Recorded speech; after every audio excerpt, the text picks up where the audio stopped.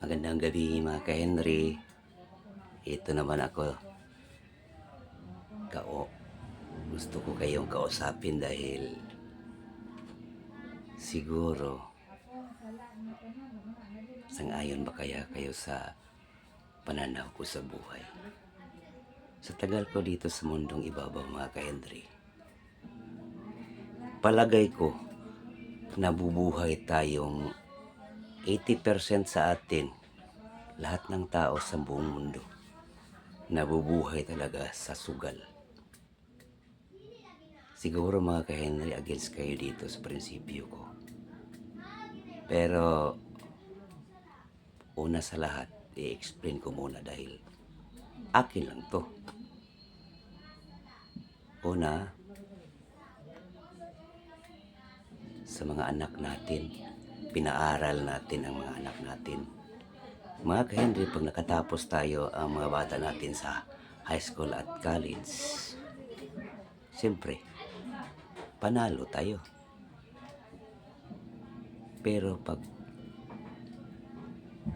hindi nakatapos, nag-aasawa, talo tayo. Ibahin naman natin, dito naman tayo sa mga magsasaka. Nag-invest sila ng pera, labor, para ma-prepare yung sakahan nila. Gumastos sila ng pera. So, tapos nilang taniman, pag magandang tubo, maganda ang ani, panalo sila. Pag pinifesti naman yung pananim nila, siyempre, talo sila. Ibigay ko naman kayo sa mga mayayaman. Siyempre against dito yung hindi marunong magsugal, pero ito ang pananaw ko. Kahit hindi kayo nagsugal ng manok or para din kayong nagsugal ng pera. Tulad ng mga negosyante. Example lang, bumili sila ng lupa dahil gusto nilang patayuan ng building para rentahan ng mga negosyante. Siyempre, ang ini-invest nila na pera, malaki yun. Then, gusto nila na malaki din ang balik. Pagkatapos nilang itayo yung building, ready to rent na. Pag walang magrenta, or pag mayroong magrentang marami, panalo. Pero pag hindi ka binabayaran sa nagrenta, talo. Dito naman sa dagat. Sa dagat mga ka-Henry,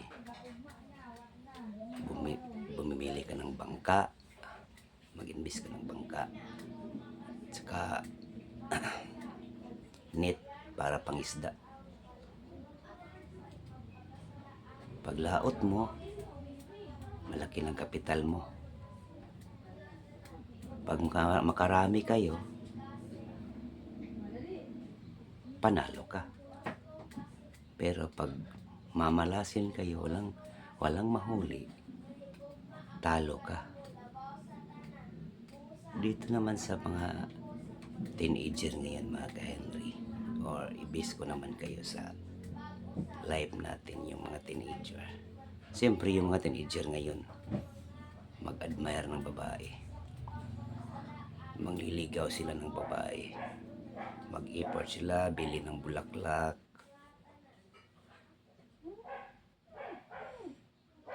sacrifice sa oras, sacrifice sa panahon,